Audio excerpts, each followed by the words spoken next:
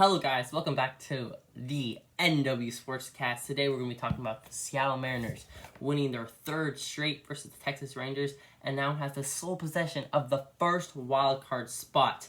They overtake Toronto with their win 6-2 against the Rangers, and we're going to go over that as well as a couple of roster moves that the Mariners made in the last couple of days. But first, if you like this, subscribe.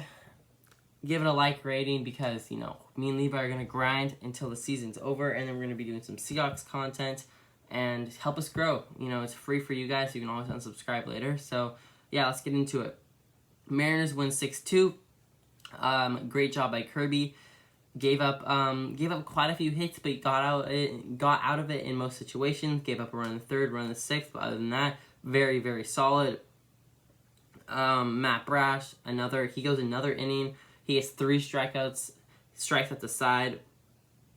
Everett does give up 2 hits. Andres Munoz turned into one of the best relief pitchers in all of baseball, gives 2 strikeouts, and Swanson closes out the day with 2 strikeouts and a save. Julio Rodriguez has coming back, goes 2 for 4, and unfortunately with Julio Rodriguez coming up, we did have to move Jarred Kelenic down for the 3rd time. This is his last AAA option, so we are either going to be seeing him one more time up the Seattle Mariners, and that's it for Jarred Kelenic. So my personal opinion that he's not going to be coming up for the rest of the year. It's very, very sad. I think Jarred Kelenic can be a pretty solid MLB player. I think he's a really good player. Comparison comp isn't quite there. Maybe a league average player is still in the cards for him, but I just don't know how realistic it is for Jarred Kelenic. Hitting like 100-something, even in AAA. I work at the Rainier Stadium, so I have some good insight. I just don't see anything super special. And I know that might get under some people's skin, but I see him come to the plate, even in AAA games, and I don't know, he hits the ball, he's hitting like 280. It's a pretty good stat line.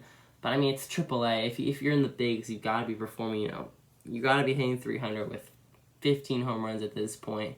He's not quite doing that. And it's just sad. Like, I see him in BP. He's not making super hard contacts. I don't know. I just don't think Jarred Kelenic is the guy for us. And I think we should trade him in the offseason because I think we should trade him while he still has some value left. But anyways, sucks that he got brought down, but Julio Rodriguez does do a good job, 2 for 4 with 2 RBIs. And then you have Ty France. He did have a rare 0 for 5. He did get a ground-out RBI, though. Mitch Haniger, he's starting to heat up, folks. Goes 3 for 5 after having a couple of hits on Monday when I was at the game. So he's doing a good job. Starting to be the Mitch Haniger that we thought he was. Maybe he needs a little more power, but he's going to be solid. Jesse Winker goes 1 for 5. Again, does get a hit, but in 5 at-bats, not super great for Jesse. Hopefully he starts to continue to turn around. I don't know if that's going to happen, though. Eugenio Suarez gets a hit. Carlos Santana does get a hit. Frazier goes 2 for 4 with a double. And Cal Raleigh goes 1 for 5. J.P. Crawford, 0 for 1. So that's the recap of today's game. Overall, pretty solid game against the Rangers. Against another team in the division that we've played a lot of close games against. We've had a lot of one-run games against Texas, and we didn't let that happen today. We won pretty handedly, and it was good. It was good to see. It was a one-run game up until the 8th inning where we scored 1, and then the 9th inning where we kind of put it away, got 2 in the top of the 9th, and made it an easy job for Swanson to close it out for us. The other move we made, Ken Giles, is DFA'd. So we'll see what happens with him.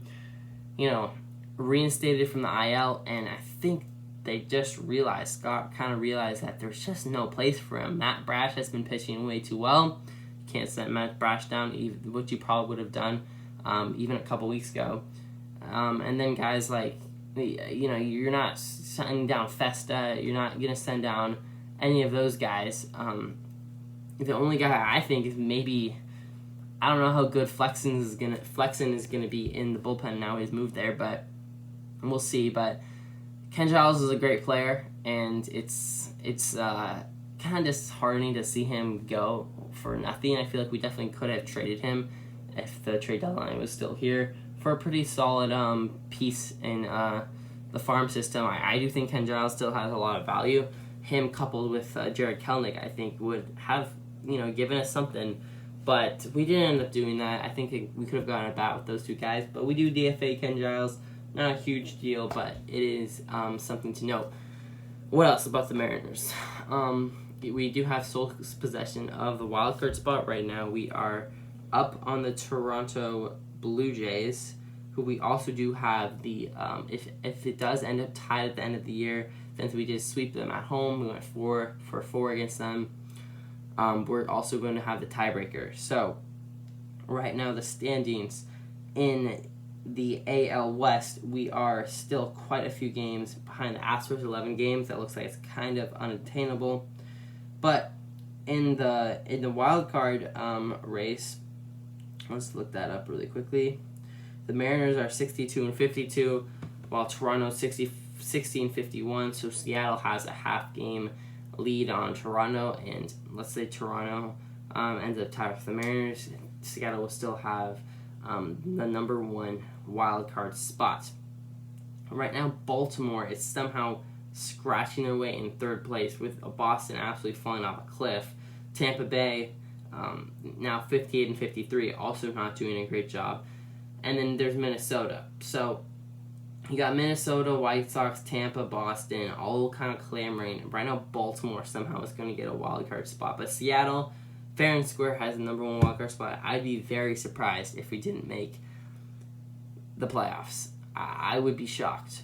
I truly would. I think it'd be a tragedy if we didn't make the playoffs. So we'll see what happens. But right now, I simply can't see us not making the playoffs. Cleveland right now is winning the AL Central at only 8 games above 500. We're 10 games above 500. So we would be winning the AL Central right now. Unfortunately, we're not. We're at a 544 winning percentage. The Astros are at 640, and the Yankees are at 620. So the Astros lead the AL in win percentage right now. But I really, really like the Mariners. I like the direction that they're going in. I think if we take another one against Texas, if we take 1 out of 2, it'd be pretty solid, win the series. But if we still end up sweeping, it'd be in a really good position. We have the easiest schedule left in the majors, and that's very hopeful. It doesn't mean everything, obviously. Pitching matchups are very dependent on that type of stuff. Obviously, the Angels are going to be rated as a bad team, but if you face Shohei Ohtani that certain day, they turn into one of the better teams in the league. So we'll see what happens. I'm excited to see what happens with Chris Flexen in the pen. I think that they make a point to start to play him tomorrow, because they didn't play him yesterday either. They didn't play him tonight's game. They didn't play him the game before that. I think he needs to keep his arm loose. So we'll see what happens with him. Maybe his velo goes up a little bit. I kind of hope it does. I think that was the only reason they didn't put Marco down to the pen, was because Flexen just has a little bit more velocity, a little bit more stuff than Marco does. I think Marco's a little bit more of a command guy, which usually treats starters a little bit better than it does bullpen guys. And that's why Brash, for example, was filthy stuff, not a starter anymore, now a reliever. Andres Munoz, throws 103, nasty slider, but he's in the bullpen and not a everyday starter. There's obviously exceptions. Luis Castillo is an absolute beast, but Luis Castillo can have that nasty stuff and he controls it, which makes him worthy of being a starter. And I still see Flexen maybe having 1-2 starts for the Mariners. Let's say someone gets hurt. Let's say we, give Kirby an extra day of rest. Maybe skip him in the rotation one day. Put in Flex instead, because we still know Kirby's on kind of a pitch count sort of because of how young he is. Maybe we got Luis Castillo an extra day of rest. Robbie Ray an extra day of rest. We'll see. We'll see what happens. I hope these Mariners continue to figure out ways to win. I think the offense needs to keep it up. I think Sam Haggerty should be starting over Jesse Winker in left field. My dream lineup right now is Jesse not in it, which is very weird to say, because I've been on the Jesse Winker train. I've always thought that he's going to be bounced back and he's going to be somewhat of the player that he was last year, but it just hasn't happened, and I think we've given him enough time to figure that out, and he just hasn't done it yet. So I think it's time to go in the Sam Haggerty train. Let's go Sam Haggerty in left. We go Julio in center, and then we go Mitch in right, and then you have Eugenio Suarez third. JP, we put him at short. Second base, you're going to put either Dylan Moore or Adam Frazier, kind of interchangeable. Then you have Ty France at first. You're going to put Cal at catcher, and then DH. You're going to put Santana. I think Santana's still kind of deserving of that role, the veteran presence. You also have Winker for that. I think you throw in Winker. You still play him 2/3 of the games, either at DH or left field, but I think the best lineup you have is probably without Winker in it. You know, he's defensively one of the worst left fielders in baseball right now.